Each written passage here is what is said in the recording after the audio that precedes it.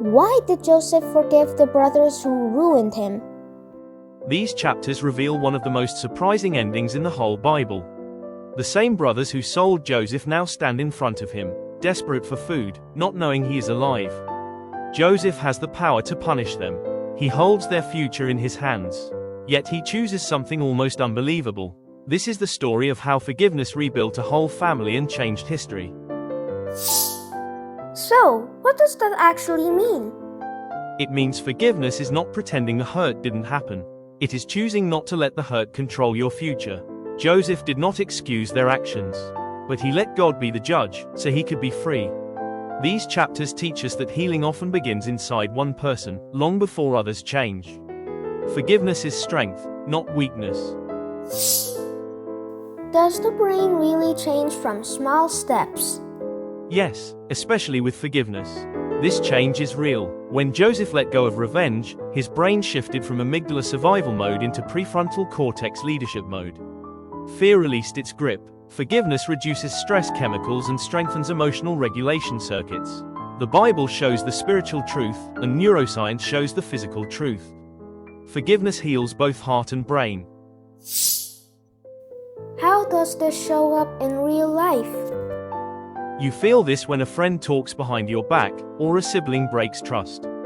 The hurt lingers. At school, someone might embarrass you, ignore you, or take credit for your work.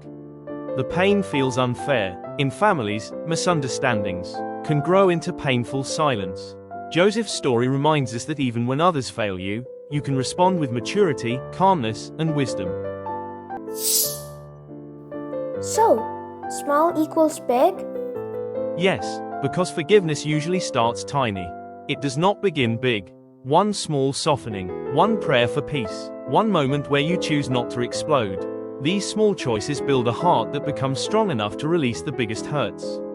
Joseph's years of steady character made one giant act of forgiveness possible. So, how do I start?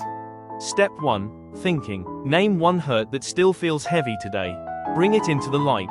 Step 2. Feeling. Ask God to touch that hurt with His peace, even if you are not ready to forgive fully. Step 3. Action. Do one gentle action. Pray for the person. Choose not to talk badly about them.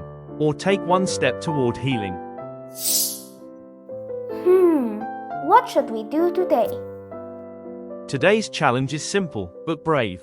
Courage starts small. Choose one person you will stop holding anger against. No conversation required. You don't need to talk to them. Just release the weight inside your heart.